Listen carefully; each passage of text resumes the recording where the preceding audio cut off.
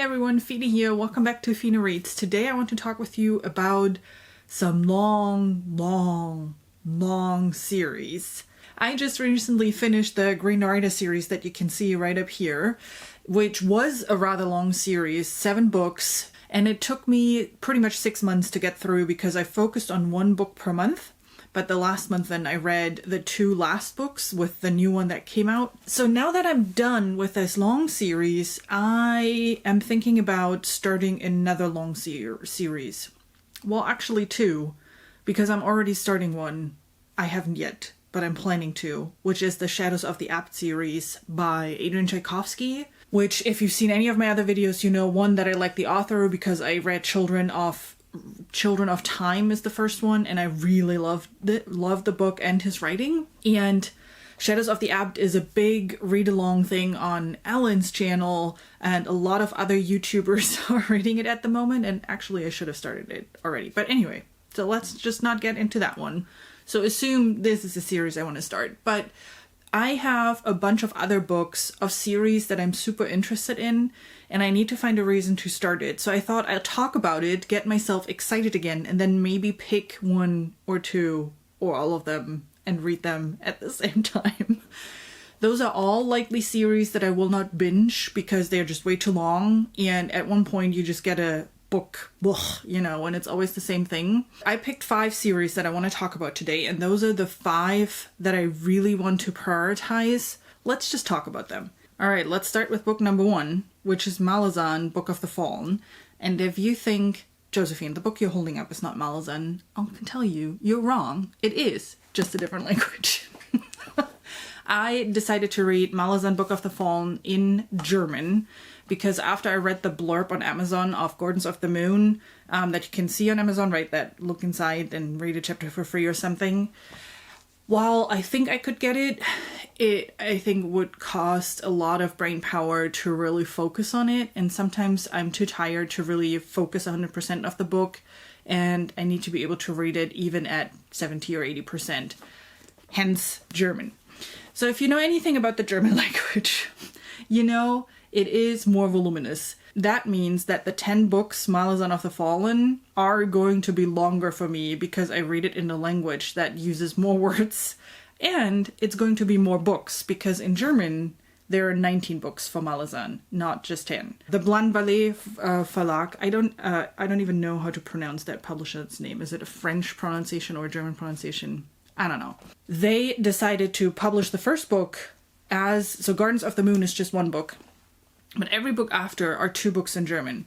And they are not all out yet. I have the first 17, so 18, 19 obviously is still missing. I think book 18 is out in German. Book 19 is still not published, so I'm not 100% sure. So eventually I have to go back to Germany and get book 18 and 19. So the reason why I want to read Malazan is in case you don't know anything about it. I don't know much about it either. I am trying to stay away from all of those spoiler videos and reviews and whatnot as much as I can, but what I've heard of Malazan is that it is an epic fantasy series with a great world, a big world full of political intrigue. Gods are playing an important role as well, and everything that I hear sounds to me like a fantasy series that I would enjoy. The only thing that I'm worried about it though is that you get thrown into the world without a lot of explanation, and that is something that I usually don't enjoy.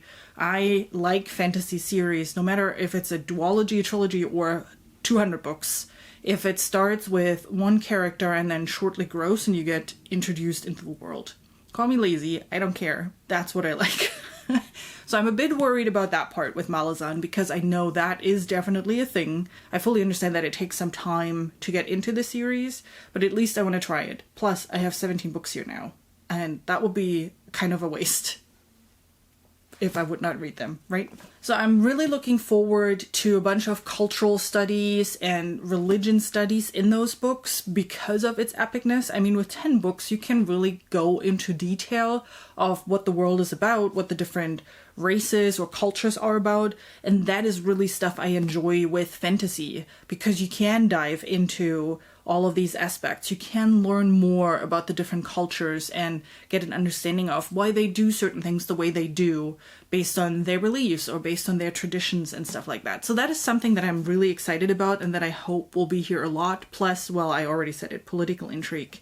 I love political intrigue. I also read, when I looked up summary of Malazan just to see, you know, how epic it is or how big it is, one of the things that I've read was that the novellas kind of stand on their own, while it is all part of the big universe. And I'm only talking about the 10 books. I know there are a lot of side stories and a lot of extra stories that play in between. But from what I understand is the 10 books are a big arc, but every individual book that they belong to one storyline and that you can read them on their own very easily, which makes it also so much easier to consume such a large series. Yeah. And not only is it individual storylines in every book, if I understood it correctly, it's also not in chronological order. So a lot of the individual books play at the same time, but in a different city or in a different area of the world. And they explore how that other part of the world reacted to a certain situation, which makes the whole point on cultural and religious study even more interesting, because that's exactly then when you can then learn about the different cultures, about the different traditions, and how people react to the same situations based on their differences of culture, traditions, beliefs, religion, all of those things. So that's what I'm really excited about when it comes to Malazan. The next series is the only sci-fi series that I have in my stack, and I got introduced to that one also by Alan from the Library of Alexandria before he picked Shadows of the Apt series as his next, you know, channel, buddy, read, whatever this is called. He put out a survey to the folks that are on his Discord asking which series to read. And this one was one of them. And basically, I mean, pretty much all of the series that he put out there as pick one of those for our next read-along were very interesting. But this one is the one that I definitely also want to read. The other ones I've written down, but they're not as high on my priority list. But this one, I got the first 2 books. And man, this sounds really interesting. So Ian M. Banks, I hope I'm pronouncing his name right. Ian M. Banks is a Scottish author. And this is a 10-book series, sci-fi space opera type world. It starts in the middle of a war between cultures and Idirians. I'm not sure if I'm pronouncing this right. But those 2 races are in war. And everything, you know, is in that war situation. The entire galaxy is in that war situation. And then you have another aspect, which is artificial intelligence. And that stuff gets me excited. I love it when you have a sci-fi situation, like far in the future, space opera type sci-fi situation with an AI. I love this stuff. This is not one of those AI taking over the world type of stories. It's more AI is part of your world and you're living with AI and how it enhances your life and how it is. I think even in this one, it has its own conscious and it's part of humanity. And I love those stories as well. I think AI can add such an interesting depth to a story.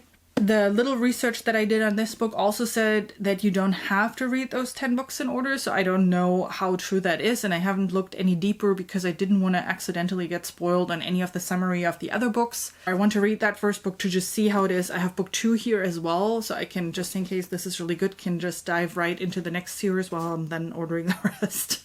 The next series I also know is a bit bigger on YouTube, and I actually also found out about it because of YouTube. I don't know if I would grabbed it randomly in the bookstore otherwise. I'm not too sure. But I heard several people talk about it, and that's, I don't even know if the entire series has a name, but it's the Michael J. Sullivan universe that has the Ryera. Is that how you pronounce it? Ryera? Ryria? One of these has 12 books in that universe, or 6 omnibuses, if you will. And then there are 6 books in the Age of Legends. And then he started just another series where the first book was just published. It's The Rise and Fall, and book 1 just got published. So this series is not done yet. There are other books, even in kind of series, from what I understand, thought were finished. There are still books that will be coming out. So there's more in the Ryera area that will be published. The Rise and Fall has 2 more books I think he's writing on. So this is still, we don't even know yet what the end is. So there are a lot of books here. And I actually started with the series, well, I didn't start reading it, but I started being interested in the series because of the Legends of the First Empire series. Those 6 books are or feel like that typical epic fantasy that I really enjoy. I don't know too much about it, and again, I like going into things rather blind, but from what I've heard on YouTube is that while that is the earliest in the timeline, it is not necessarily the one you should start reading with. So there are different recommendations. What I read on the author's website is that he recommends starting with the Revelations, Revelations 6-book series or 3 omnibuses, depending on how you see that, because that's the way the publishing order, and then read the Chronicles or Rivera Chronicles, and then read the Legends of blah blah blah, like in that order, because that's how he published it, and that way you experience the universe kind of how he wants you to experience it. So you would basically discover then the things he wants you to discover in not in chronological order, but in publication order.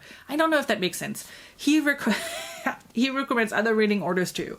And if you follow fans, they give you other reading orders too. It doesn't seem to be too specific, so you can read it chronologically, you can read it in publishing order.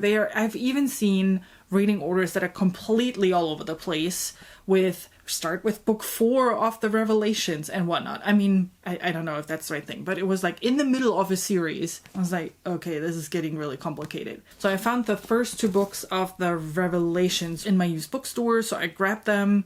I already have the 6 books of the Legends of the Empire series, so I'm still not 100% sure if I'm starting with this one or with the Legends of the Empire. Again, Legends of the Empire feels more like something I like because epic fantasy, big universe, blah, blah, blah.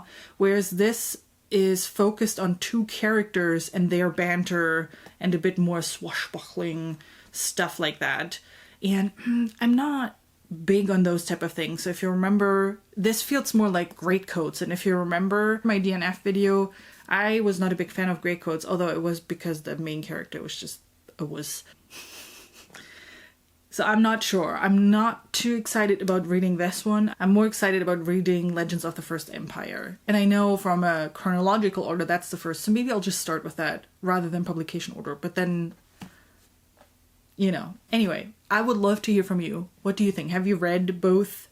Are you in the middle of anyone? I hear people saying that it doesn't matter and that you won't miss anything, but then I hear the exact opposite too. So this is a tricky series, but I'm really intrigued by it. Series number 4 that I have very high on my read list is A Chorus of Dragons, starting with The Rune of Kings. And first of all, that was a cover buy, completely. First of all, again, I didn't realize it's a long series when I bought it. I was hoping it's just a trilogy. Turns out it's 5 books, 4 of them already published. Book 5 is coming out next year, I think. This is one of those fantasy books, also again, epic fantasy series with a lot of political intrigue.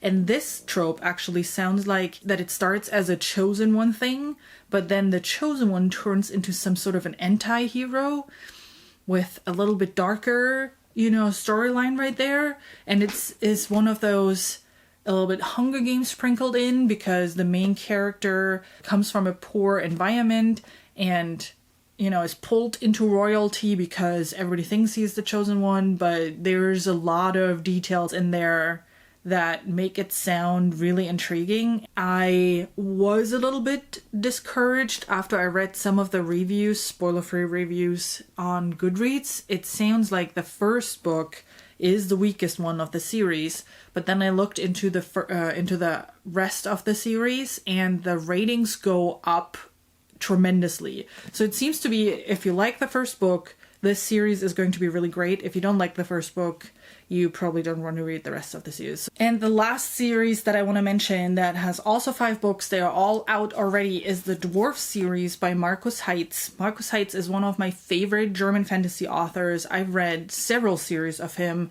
One of them had 9 books. It's called Uldart, which unfortunately was never translated in English. It's a very grim, dark series full of political intrigue, someone being appointed to the leader of the world who is trying to do just the best, who is very naive, that then, turns bad at the end of the day. And I love the series. This is one of my favorite fantasy series that I unfortunately can't talk much about because, again, it's just in German. So if you speak German, definitely check out Uldat by Markus Heitz. I read other series. Unfortunately, not all of them have been translated, but this one was. And I haven't read that one yet. But I remember the hype in Germany back then when it was published. I think my brother actually read this one. And it was one except for the cover. That dwarf is freaking me out. But I remember the hype. I remember that a lot of people really loved it. There were 5 books total that were published, and all 5 of them have been translated by Orbit. So I'm really interested, and I found this again in my used bookstore at one point, so I just grabbed it, and I only have this one, and I think for whatever reason I have book 5, so I still need all the books in between if I like this one. I'm not big with dwarves usually, which is weird because I love medieval European style fantasy. But I'm not big with dwarves usually, which is why I'm a bit hesitant on this one. But I love Markus Heitz as an author, and I know that his worlds are great. So, and then on the other hand, I don't know how good the English translation is because usually I read them in German. All things we'll see. Still something that I definitely want to try out. Editing Josephine here. I don't know why, but my video cut off right at the end when I was done talking about the dwarves, and then it didn't record my goodbye. So here it is, my goodbye. Let me know if you've read any one of those, or if there are other series, long series, that I should take a look at. Not that I need more on my TBR, but I'm always curious to hear what other people read, or if you've read any of those, what you think about them. Thanks so much for joining. I hope you have a great rest of your day, and I will see you soon with my next video. Bye!